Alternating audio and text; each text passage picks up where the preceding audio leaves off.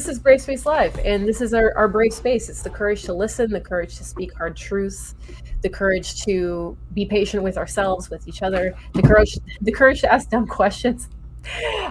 So that's what we're doing here. And tonight we are talking about, our conversation topic is, drumroll,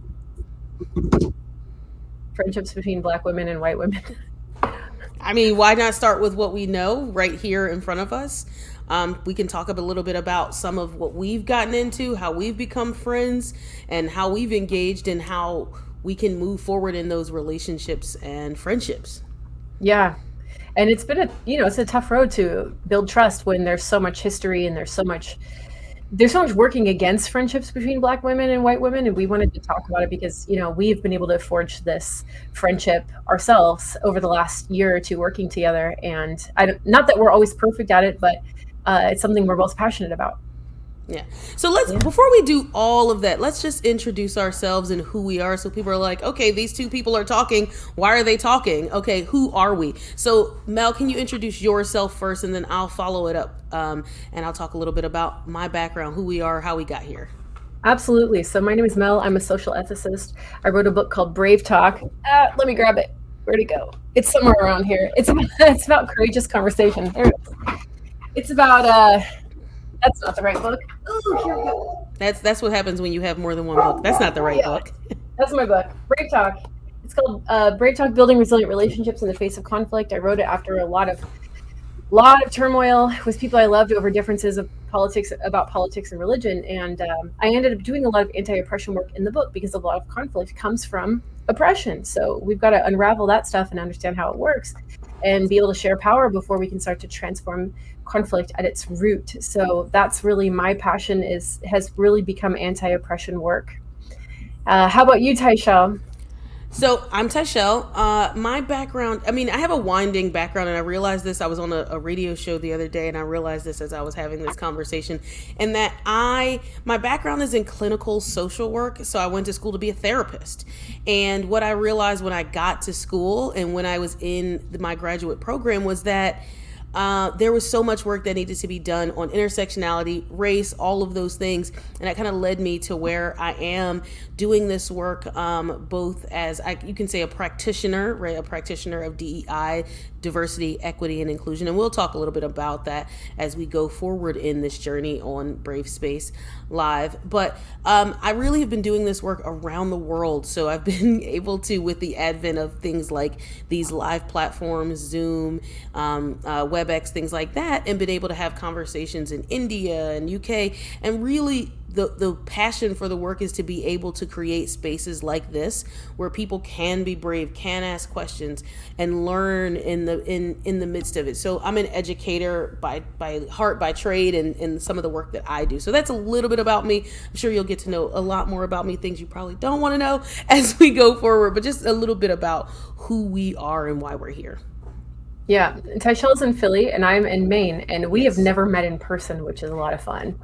Welcome to the digital age, right? Exactly. How we've known each other for a year and a half, almost, I think about 2 years, and have never met in person. We were just talking about this with our show producers to create a trip and come visit each other in the midst of this panini press and trying to figure out all of those things. So we'll do that. We're going to go visit Mel in Maine.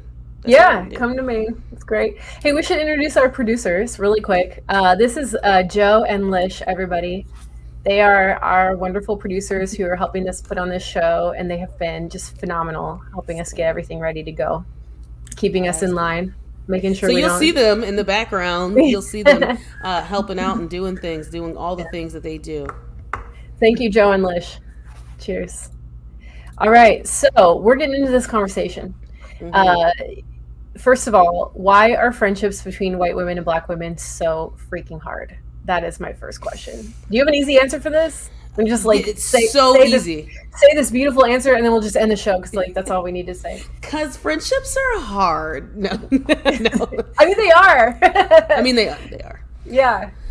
But there's so much history behind it. So we have to really talk about where it began, where it, kind of crescendoed, and how we can build them going forward, right? So we want to be able to do that with everyone as well. So you can start with let's start with some historical context.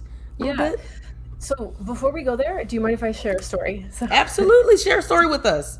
we like stories. We had decided to do this topic months ago. We're like, this would be a great first topic. And I happened to see this thing pop up on my Facebook feed. I'm part of this like group that does wholesome stuff. They're like wholesome stories, feel good stories. And every once in a while, there's a story that pops up that I'm like, ooh, that is low key racist, because it's like a kind of a colorblindy sort of a story. But anyway, this is a story of this white woman was posting, and she was like, oh, I went to dinner at a Chinese restaurant, and I happened to see another woman there who was also eating alone. And I invited her to eat with me, and we ended up having so much in common. And she was recently widowed and didn't have a lot of people in her life. And now we're having dinner together every Thursday. So far, so good, except that she had posted a picture of a Black woman on the story. Okay. And something about this really felt weird for a couple of reasons. Like, first of all, I feel like it's very virtue signaling, like, look at me, I'm not racist because I just made a Black friend. Second of all, she didn't mention that she had asked this woman's permission to post her picture on Facebook. Third of all, I don't know, like, there's this whole thing of like, do we post stories like this to change the norm? But also, why is it so weird that a Black woman and a white woman would become friends? Like, why is that weird? Why does that get shared millions of times? Why is that so unusual? What are your thoughts, Tychelle? I don't know. So what you're thinking, what you're saying makes me think of someone just asked me recently, because when you do this work, people will like stop you and ask you these questions, right? So somebody asked me recently, well, how do I make Black friends? And I was like, I don't. She's like, I don't want to be creepy, and I was like, so don't be one. and they're like, and I was like, what do you like to do? There are probably Black people there, so you can just go talk to them, but it doesn't have to be this big thing. You always say, like, people always say, really have conversations, include people, get to know new people, go outside your circle. But like, how do I meet Black people? And I was like, how do you meet people that are not like you? I said, you really have to look at your own circles, right? And be able to engage. So to me, that's so interesting. Like, is it this like huge story of like, we became friends, and like, and I need to ask who you are, how you are, and say, look at us, we're getting along and nobody else is doing it? I feel like people, and I would say in this case, this white woman is like overthinking it. Look at us, we're friends. So that's what it kind of makes me feel. Like, somebody asked me today, like, how do I meet Black people? And I was like, I'm not sure we're all in the same place that you can just go and like, we're everywhere. So I don't know, man. I don't know. Okay, my fan is making a weird noise. I'll be back in 2 seconds. How do I turn off my camera? Haha. I couldn't hear your fan, so. But I think about that. Yeah, I mean, I definitely got asked by somebody, how do I meet Black people? And I was like, I'm not sure, because I am a Black. I mean, I was like, yeah, I just hang out by the bus stop. That's where I meet all my new friends. I don't know. Yeah, go to things that interracial communities gather at and talk to people. Okay, so there's something about that question that I relate to, because like, so being very like vulnerable with you all here, right? When I go to an event and I see like a group of like Black women or BIPOC folks standing around, sometimes I want to go up and introduce myself and get to know people, but I also feel like I'm going friends. So it's awkward, right? It's awkward to talk to people who are like strangers who are like you anyway, but also to introduce yourself to people who you don't know how you'll be received and you don't know what to say. It's awkward, but I mean that's just the awkwardness of being awkward and meeting people as an adult. Like, yeah. I mean, I met my first friend in school because she came up to me while I was crying after my mom left, and she's like, do you want to play kitchen set with me? And I was like, hell yeah, I want to play kitchen set. So like, yes, I understand that. And meeting friends as an adult, you have all these preconceived notions, but that's really just us thinking way more than that other person is thinking about it. So I think like you can't just go meet people and be like, I'm going to go meet black people today.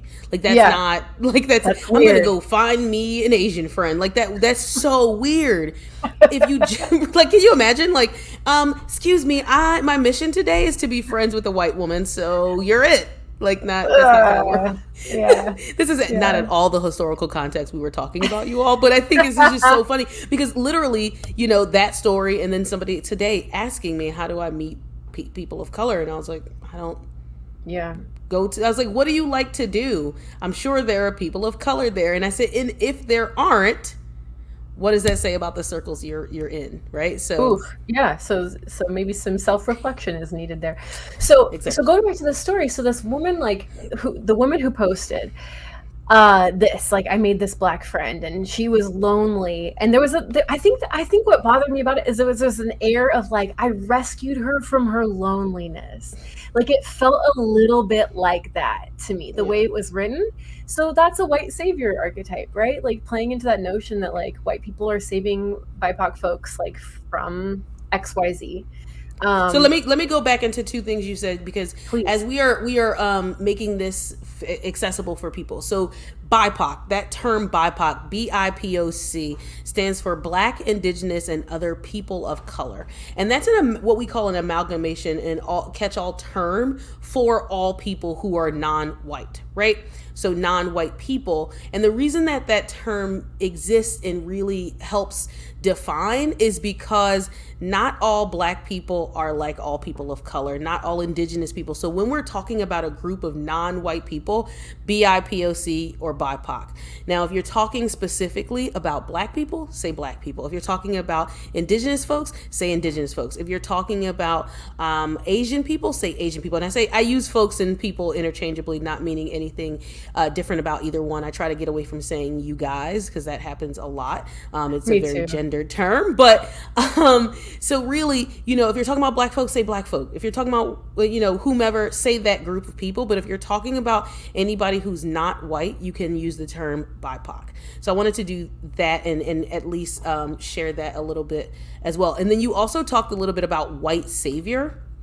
And with the term white savior, very often what we can do is understand that from a concept of, and there's some great videos, and we'll throw some into the comment chat for you about what a white savior is. It's like white people coming to save people of color of any race. Like, you know, if you watch literally so many movies. So the Green Book, I'm thinking The Help, Lion, so many where white people just come in and save the day. Even what was the movie with it was Hidden Figures.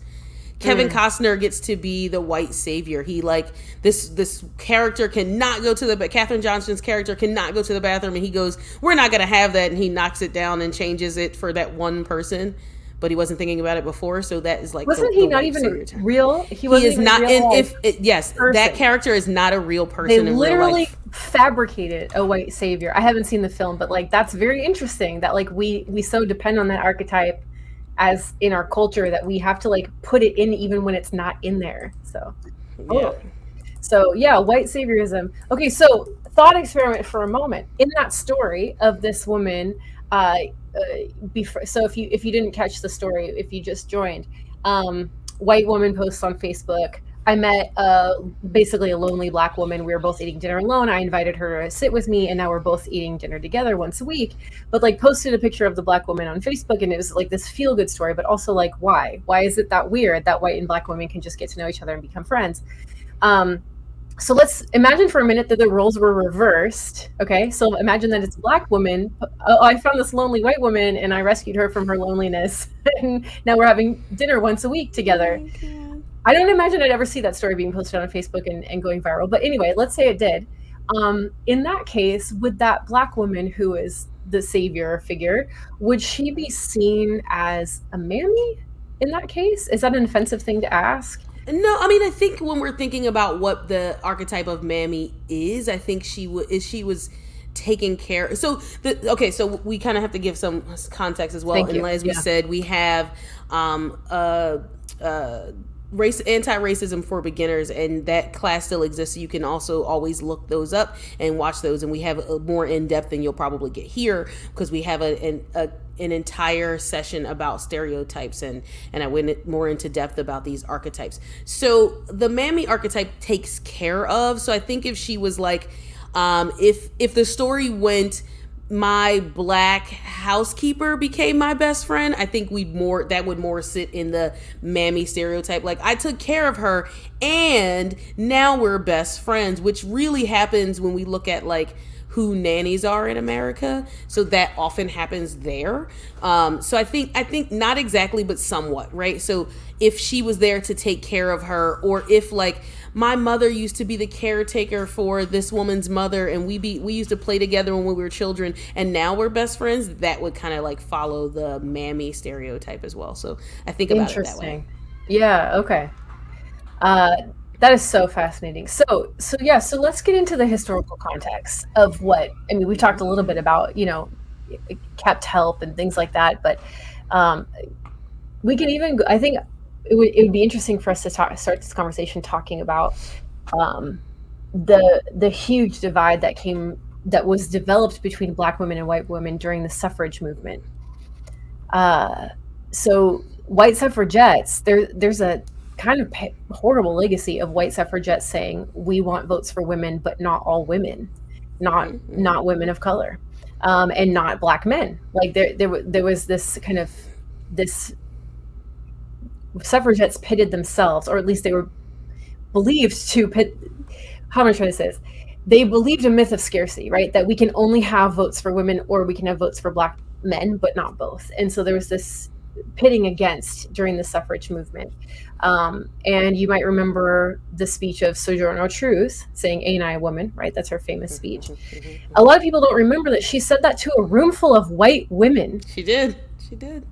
At a women's suffrage rights in Akron, Ohio, rights convention. It's so funny because I read if you've ever gotten a chance to read Ibram Kendi's Stamped from the Beginning, it's like an anthological, like full walkthrough history. So if you need a full history in one book, Stamped from the Beginning, because he goes through that speech and how she got there and all of those things, and it's the Sojourner Truth being able to say like, okay, but aren't I a woman? Aren't I a part of this story as well? And people were like, well, I'm not sure. And if we take on your cause, it's going to slow our cause down. And we can see that, we'll talk about that, but we can see that through history, right? We can see it, from then to now. Yeah, you can see it up through the women's lib movement in the 60s of, Black feminists saying white feminists are leaving Black women and women of color out of these social movements. Even though there's some notable friendships like Gloria Steinem and you said Dorothy Pittman Hughes, right? We're really good friends. There was a lot of rifts, like for example, between Mary Daly and Audre Lorde. So, and you can see that now, all the way now through today, where the Women's March has been accused by a lot of women of color. I understand, Tychelle, you might know more about this than I do, of not being intersectional enough. So let's quickly define intersectionality, because I think that would be helpful. So in intersectionality, it actually has a couple inroads, but I'm going to use the inroad of Kimberly Crenshaw. Kimberly Crenshaw, when we talk about intersectionality, like when we talk about critical race theory, it comes from a theory of law, right? So intersectionality, and they coined that term in the midst of creating critical race theory, because I think these folks were working at I'm not going to name the car company because I don't want to get it wrong for all the people who love cars, and I don't know as much, but they were working in a factory, and this factory was hiring white women in secretarial roles and Black men in machinist roles, but they weren't hiring Black women. So they wanted to take this case all the way up to court and say like, but Black women are not getting hired. And the case kind of got turned down to some degree because, well, we're hiring Black people because we're hiring Black men, and we're hiring women because we're hiring white women. But what does that look like for the lived experience of a Black woman? And honestly, that's how I found so much of how I ground myself in the work that I do. through understanding that lens coming together. I took a class in undergrad called The Black Woman, and I was like, wait, okay, I get to marry the ideas, the two identities that are most salient, that are most front in my mind and in my experience, and marry them together because they are then different. And intersectional, really, because you can have intersecting identities, like I am tall and I am very thin, right? Those are but which one of those are marginalized? And that's really what intersectionality looks at, how you are marginalized in more than one intersecting way. So I am gay and I am black, right? That might be two intersecting identities that have me marginalized in two different areas. And for me as a woman, black person and woman has me marginalized in two different areas. So it doesn't only, it has been expanded to include other marginalized groups, but it was created specifically for the lived experience of Black women. I feel like a thesaurus right now or something. Nice job. That was not an easy one to define. So you can still see the ripple effects of intersectional oppression in positions of leadership gaps. We call them power gaps. There's an awesome organization called the Women's Power Gap, womenspowergap.com, and they study market institutions. So like, for example, the top 25 corporations in certain states, or they'll study like the top universities, and they'll look at the number of people in leadership or the highest paid earners, men to women, but then they'll also look at people of color, like Black women or people who identify as men of color, or people identify as women of color. So as much as there's a gap between men and women who are in general, there's a huge gap between white women and women of color. When you're talking about leadership positions in particular, CEOs, chairs of the board members, things like that. So you have an astronomical power gap, not just for women, but specifically for women of color because of those added race dynamics. It's interesting because you can think about this as like, I think there's, of the Fortune 500 companies, there's like 3 women, and I think only one. I think there's 7 women. Somebody can correct me, but I think there's about 7 women out of all of the companies, and then like only 2 are Black. And the one that we know about most is because is Melody Hobson, because she's George Lucas's wife, but she came to that place on her own. But just what that looks like. So I think when we're talking about, and I want to go back just a little bit to friendship, when we're talking about that, what does that look like, and how can we be able to forge through for a friendship? I think we'll talk a little bit about what it is and what it isn't, what you should do, what you shouldn't do. But really, honestly, I think some of the crux of that is like really being open and being honest, but you have to be like irreverent to think about the positionality that you have to be able to be in this friendship. And I think we'll go through some of these things, but I think we also want to talk about, I'll talk a little bit about like how Mel and I do it, how we came to know each other, and we did it through, hosting, and how calling in instead of calling out. And I want to be able to define that for folks as well as they're thinking about their friendships and whether they are real and authentic and open. Yeah. Does that make sense? Totally, it makes sense. And so I think, like, to cap off the historical context conversation, so we can transition into what you're talking about, Tychelle, I think for me as a white person, it's not possible, I believe, for white folks to be in deep, real, sincere, vulnerable, accountable friendships with people of color if white folks will not acknowledge that there is so much baggage and so much history there. Like, we can't operate in a vacuum, because white people will do and say very hurtful things without realizing it if we're not aware of that history. So that educational piece is huge, in my opinion. Oh, that makes me, and that kind of leads me into something that I think is really integral when we're talking about friendships, especially between Black women and white women, is like, for relationships, and this is kind of brings back to the story that you were talking about too. These relationships have to be mutually beneficial and mutually caretaking. If every time, if Melody is not willing to engage with the historical context that exists and us be able to have an open friendship, then every time she makes a blunder, she's going to cry, and I have to support her in that. And that's just so, and like, I heard somebody say, like, I'm okay if people ask me questions. I'm okay. And I'm like, that's great, but that's still a lot of work. And we have to be able for folks of color. Yes, it's a lot. It will be a lot of work for folks of color, for women, for Black women to shoulder it's like it's education, it's teaching, and it's caretaking. Like that would be a Yeah. lot. And if that's not reciprocal, and then I can't call you out, like, have you know, everybody has fake friends. Like we know that we have those work friends that people used to just smile at, hey Mary, you know, whatever. But those are not people that you would cry with and that would be there to support you. And that really has to be integral in these friendships because we live such different experiences. Yeah, Right? So absolutely. Absolutely. One of our producers is holding up an ID. Joe, what do you? No, you're good. Okay. Sorry.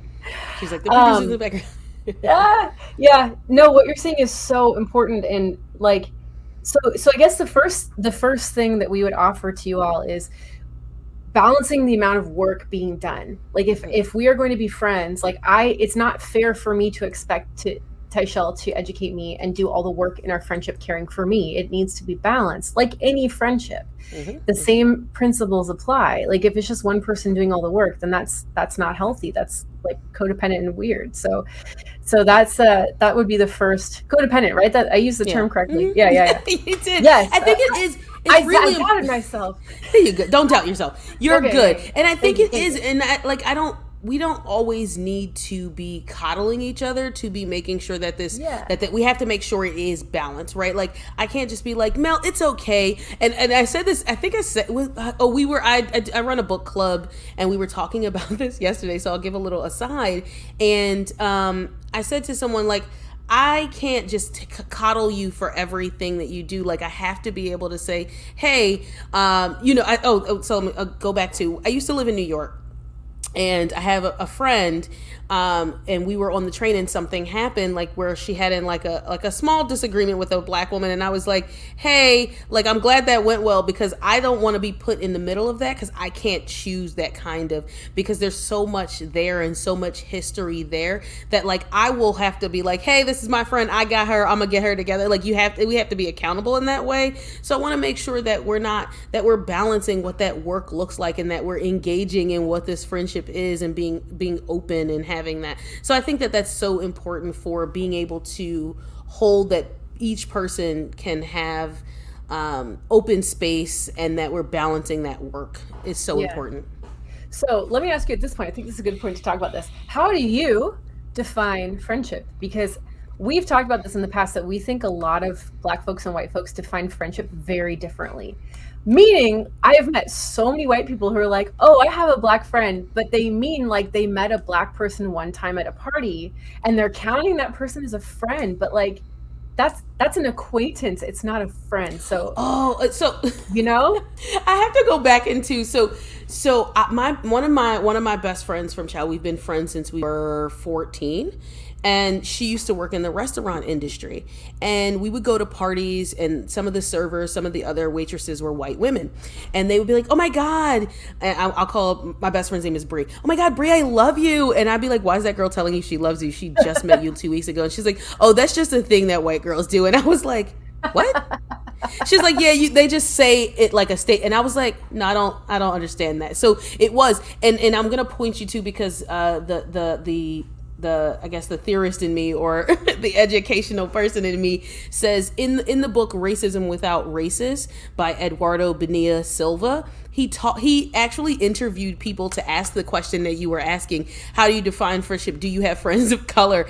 And some of the answers that he got from people were like, yeah, I have my best friend is Black, and they would mean like their best friend from college, even though they've been out of college 5 years and haven't talked to that person in 4 years.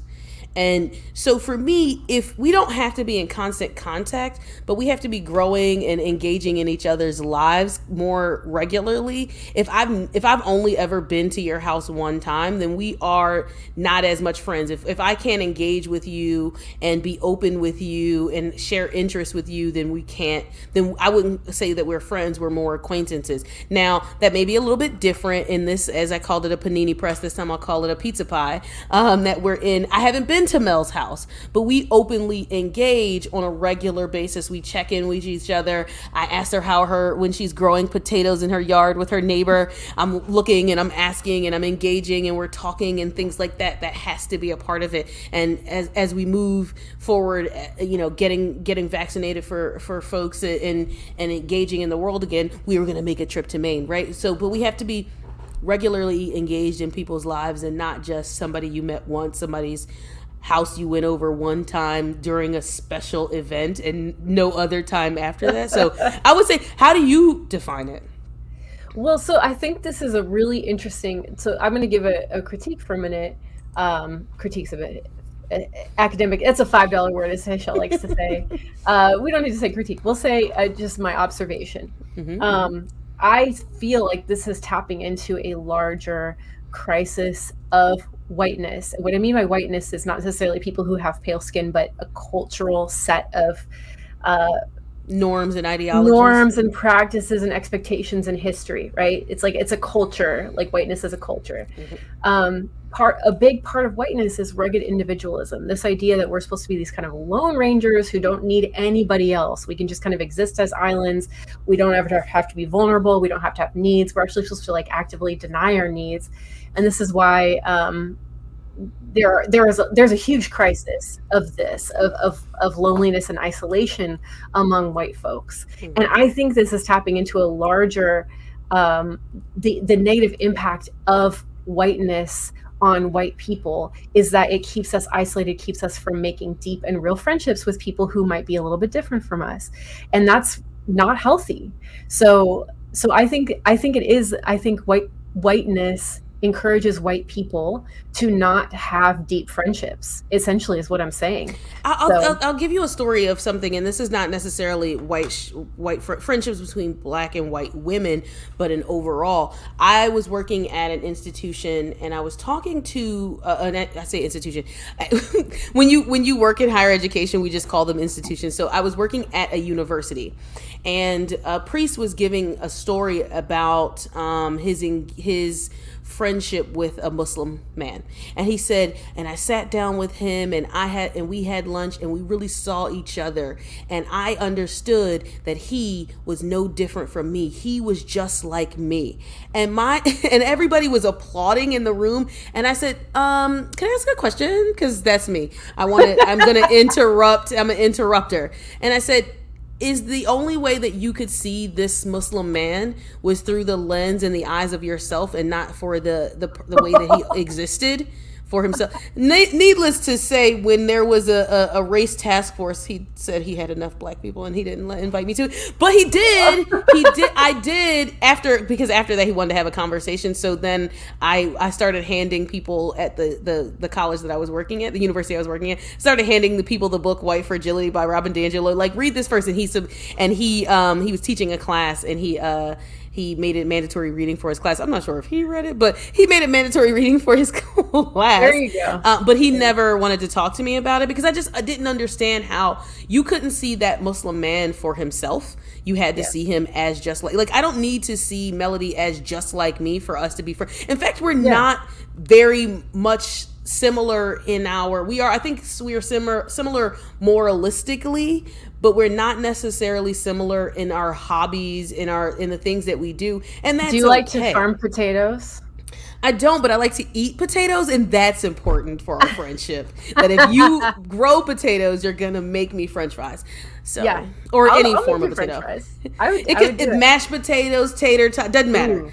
All of the potatoes. Potatoes. So, I think that's an important part.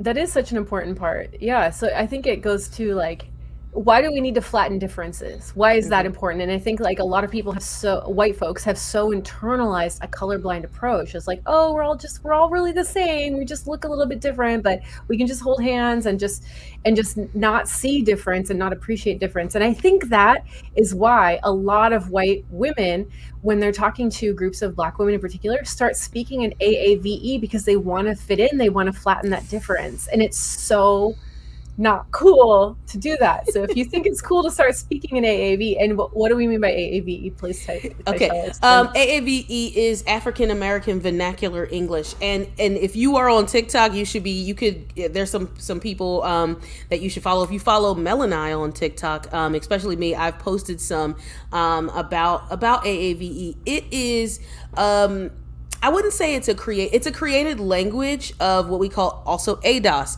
American descendants of slaves, right? So we take some of our ancestral African language and how in our sentence structure, syntax, and rules of language from African languages, and bringing them to America as African descendants of slaves, and created this language here with the English language and with those rules, right? So it has its own sentence structure, its own syntax, its own grammar. There are real rules. So when you can't, we drop is a lot in AAVE, but you can't just drop it twice. Like there's certain places it has to be or it shouldn't be. So I have a great story for this one. So I was in 9th grade and I was in geometry.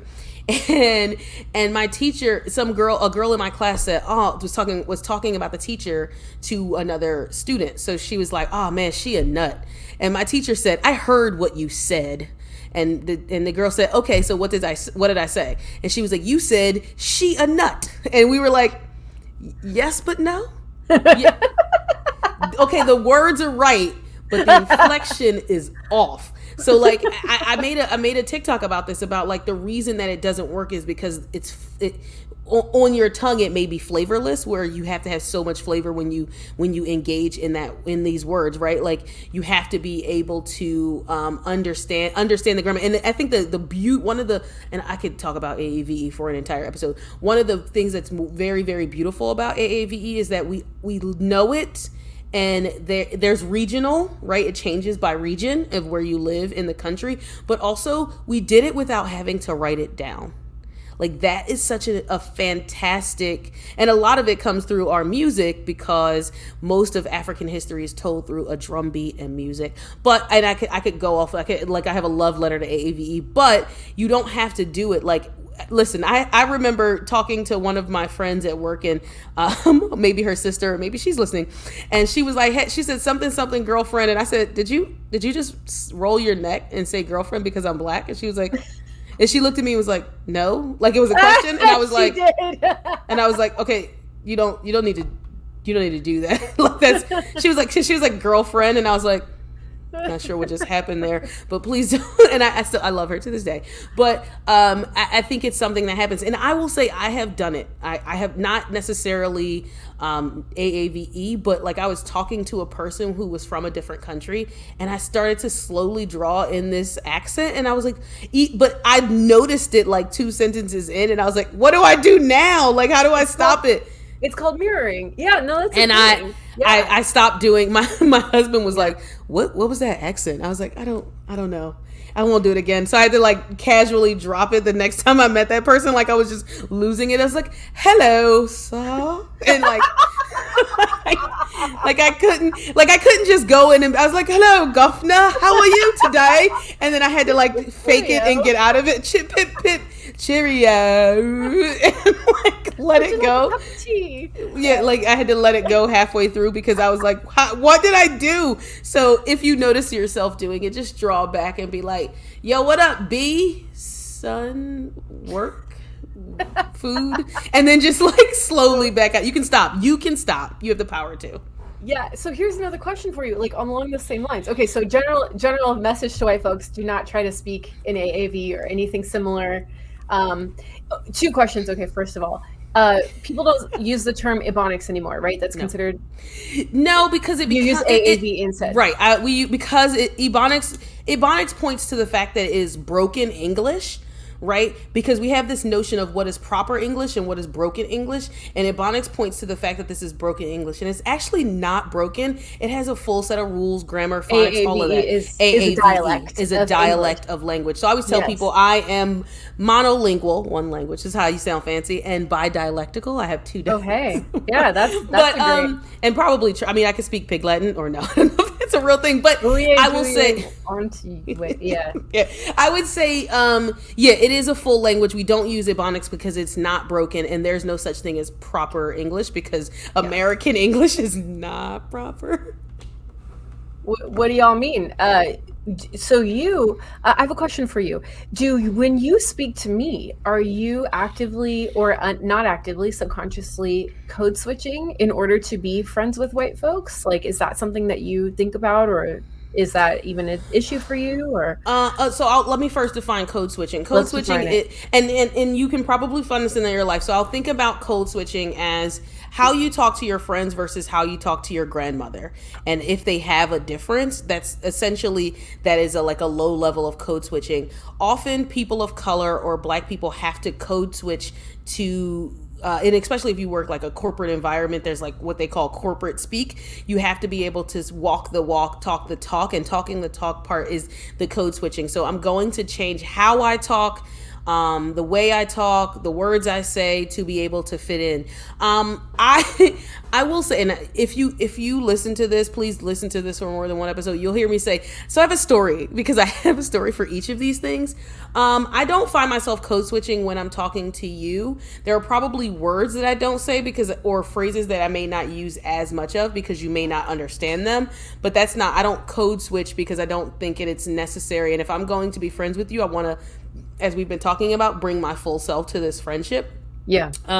I will say, so in a story way. So, me and my husband were looking for apartments when we were moving. And I had to call some places to set up some, showings and listings or whatever. And I was talking to this one woman. I'll go call her Diana. I think her name was actually Diane. And she was a property manager of like 4 properties. And I was talking to her, and I got off the phone, and my husband was like, and my husband's a white man, and he's like, why'd you sound like that on the phone? I said, oh, that's my phone voice. And he was like, what the hell is that? I was like, hi, oh my God, Diane. So thank you so much. And he was like, why? I said, because here's the thing. Black people have learned that to be able to engage and get what you need from someone, you have to mirror them and speak them. He was like, why were you talking? I was talking to this lady about how she had a baby, or she had a son, and then her next baby passed away, and then she got pregnant again, so she had a rainbow baby. And I was like, oh my God, that's so interesting. And when we met her, because she was going to meet me and know, one, my name is Tychelle, when it's not necessarily a name that is considered a white name, right? Like, it's not as people say, a normal name. They'll be like, oh my God, your name is so beautiful, it's so different. And I'm like, okay, whatever. So she was gonna see that and know that I wasn't black. I mean, know that I was black immediately, or non-white anyway. And then I was gonna need for her to show me. And because of the history and legacy of redlining, which we'll have to talk about in a different episode, I knew that I was gonna have to engage with her, and for her to be like, oh my God, Tychelle's so bubbly, she's so friendly. So I was speaking in a way that would neutralize the stereotype of the aggressive black woman. I didn't want to come across as aggressive. I wanted to come across as friendly. And there's actually a movie with God, what is her name? She's a comedian. I cannot remember her name. I'll think about it in a second. The comedian the Asian comedian who is pregnant when she does her comedy. I cannot remember her name. I'll look it up. Baby Cobra. What's her name? Yes, yes, she's so funny, and because I wanted to call her Ali something Wong. else. Yes, Ali Wong does a movie, and her best friend is a black woman, and she's like, don't use your phone voice with me, and she's like, using this particular voice, and so I knew I had to have that conversation. But if I can't, I'm doing that because I'm not gonna engage with this woman in a long way, in longevity. I'm going to talk to her. I'm going to have a conversation with her, and then I might not see her again. But I may be able to rent an apartment in an apartment building that is that she's a property manager of. So I'm going to have that conversation with her. But if I have to do that with you, then if I'm doing that with you, then we are not real friends. Okay, that's a really good thing to remember. Like, yeah, if I'm not creating enough safety and being a trustworthy ally in order for you to be able to be yourself, maybe you won't tell me everything that you're going through, because I might not understand some of it, but right, as far like we and what I say that meaning like we have conversations about like what Black folks talk about behind closed doors, like versus in mixed company. So Right. But that's part of my job as a friend, right? To allow you to be your authentic self. But that's any friendship. Again, these are like standard rules that apply to all friendships. It's not really anything special. Right. Creating trust and making sure that someone can be themselves around you. Right, and be them. So, like, people say the golden rule is treat others the way you would want to be treated. So then they created the platinum rule is treat others the way they want to be treated. Like, I don't need to treat you as, I don't need for you to be like me for us to be friends, and you shouldn't need for me to be like you for us to be friends. Like, we should be able to be ourselves and be friends if that's what we're going to do. And maybe there are times where a white person grows up in a predominantly Black neighborhood and has a natural inclination to talk a certain way, right? But they have to be able to understand that that's not them, and that's not their language. So they have to be able to understand, like, I can be a part of this culture and engage with it, but it's not mine, right? And I can grow up and know, because like we have to get out of the thought process, and I tell people this all the time, in that there is proper English. So like people be like, why are you mad at me? Because like a Black person to me, like, why would you be mad at me because I speak proper English? It's like, but let's get out of that thought process about what is proper and what's not proper, because like as Melody said, I use the term $5 words. If there's a simpler way to say it, why do I need to use every SAT word I've ever learned to be able to have this conversation? So yeah. I don't know. But I think what we're getting at really is that there's not a difference in how to be friends. It's just letting that person be themselves and be friends with them authentically. Like, if you want to be my friend because you want a cool Black friend, like it's not going to work for too long. It feels like a job. It's very objectifying, right? Yeah. Like, I need a sassy Black friend, find sassy Black friend, make them be my friend, and have this little like trophy friend that I like have, like, that I get to tell other white people, like, I have a sassy Black friend. And like for me myself, like someone who identifies as bisexual, right? So I'm a member of the LGBTQ community, and I heard someone recently saying, "Oh, we should get a gay friend, like a gay friend who can help us shop." And I'm like, they're not, like, gay people are not your props. Like, you don't get to just like brag about having a gay friend. Like, are you actually friends with that person? You see them as a full, complex human being who's allowed to have a wide range of interests. It doesn't just exist for your pleasure or purposes. Yeah, so, you're the exoticism of something. And I think you can have a white friend, a Black friend, an Asian friend, a gay friend, and you can engage with them for the way they engage with the community, right? Like, you can be like, oh, yeah, my friend so-and-so, he's gay, right? But I don't have to, like, this is my friend so-and-so, they are gay and they are my gay friend. Like, but I don't need you to act a certain way. I don't need you to act like I'm married. I don't need you to be like, actually, my partner, and I don't need you to upplay all of those things. You can just be who you are, and that be okay. And that's a part of the work that I would need to do, right? To not see something as very, very different or like, one of the things I really dislike is when people say these things are new. I'm like, they're not new. Like, what things? So when people will say, like, just more recently, like pronouns, like you can see in this banner, we have Mel and I have our pronouns, and people are like, well, people have to get used to it. It's new. And I'm like, no, because we've always used pronouns. We just assume these two were the only two. And then we start to talk about like trans identity and trans folks, but there have always been intersex people, so not everybody has always identified her. Like, that's not a new thing. It's not new, right? Like, so when people say it's new, it infuriates me. I'm like, no, it's not new. So like, let's just let people be the breath of themselves and fully, and then let's be friends with them for who they are. I'm so past acceptance. I'm like radical inclusion and empathy. Like that's where I'm living at. That's where I'm living at. And empathy, like, again, like, yes, and I'm trying to call this in without centering whiteness too much in this conversation, but whiteness is principally a failure in empathy. it leads to a failure, an utter failure of empathy for centuries and centuries and centuries.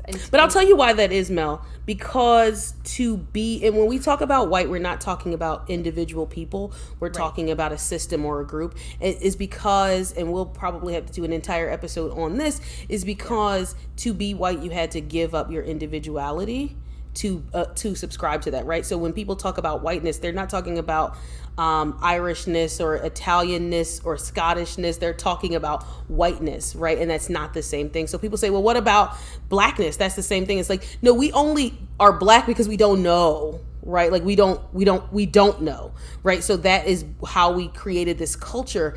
But you had to give something up. Something was taken from me, which is why I'm black, and I would identify as black, but you had to give something up to be and join into whiteness, which is a little bit of the difference, and we can flush that out at a different time. So there's this egocentrism that really takes hold, or from birth, from the way we're socialized from birth, to see white people as fully human, to see BIPOC folks as not fully human. And that really plays out, in my opinion, and what I've seen in the relationships between black people and white people in particular, is that if a white Karen is walking into a friendship, she's already assuming that she has more power, or ought to have more power, than a black woman she's trying to befriend, right?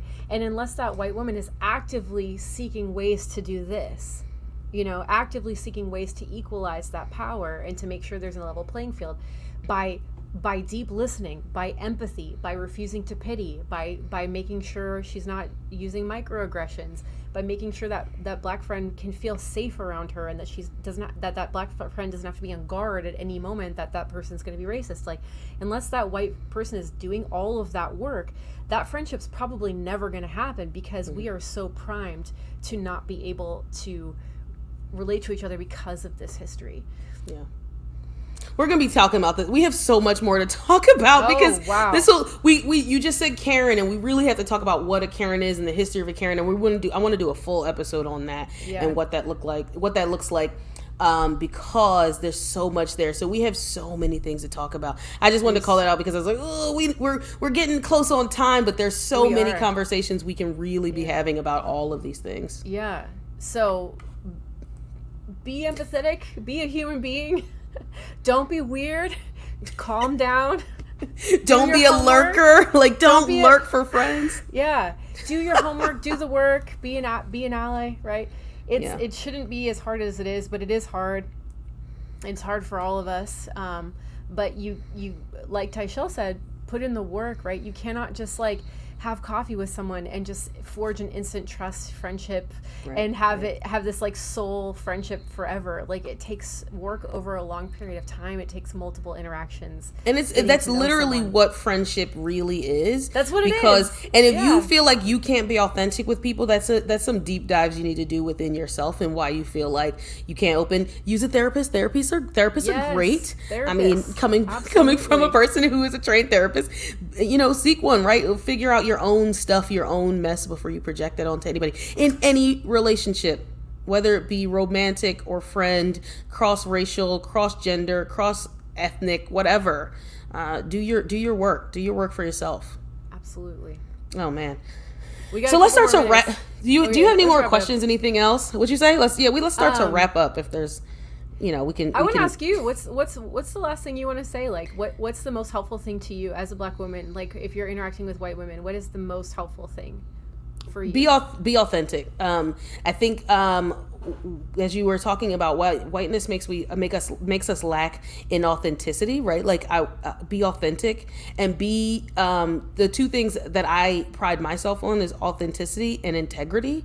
And if you have those two things, and don't have them for me, have them for yourself, right? Because if you don't have integrity, what do you have? Your own integrity, right? And your own authenticity. Have all of those things, and that may help you be a better person overall. But if you want to engage, if you want to be my friend, don't if that's gonna be a weird thing. If you want to be my friend, you need to but really be authentic and be integral for yourself. That's awesome advice. Yeah. Advice we can all learn from. It's a growth. It's a growth curve. Yeah. Right. So As we wrap up here, we want to let you know we will be back for another another converse. I said session like it. Let's see, that's a therapist talk. Shoot. We'll be back. We'll be back for another conversation next week, and you can follow us on Facebook, on Twitter, on Instagram. You will be able to see this podcast. This broadcast on those platforms on YouTube. But I'm just thinking, like, you can follow us and engage with us, like, when we're not having just this conversation. You'll see us on TikTok. Mel has way more followers than I have, but we're gonna change that. Listen, I don't do I don't set up to do 10 it's set up for an hour to do a video. If I'm thinking of it, a very long time. So we'll be talking about that, but we really want you all to engage with us. So if you have questions, we want to be able to answer them on the air. If you have things you want us to talk about, because we have some topics for you all and more to create, but we want to know what you all want to hear, because we just want to talk about it. We are here to talk. Space. We're here to be brave, and we're here to hang out with y'all in our sweats. And I'm drinking my water out of my I don't know what bottle this is, but it's a lot of water. So that's good. Stay hydrated. Very important. I've got my water here too. All right. We'll catch you all next time. See ya. See ya.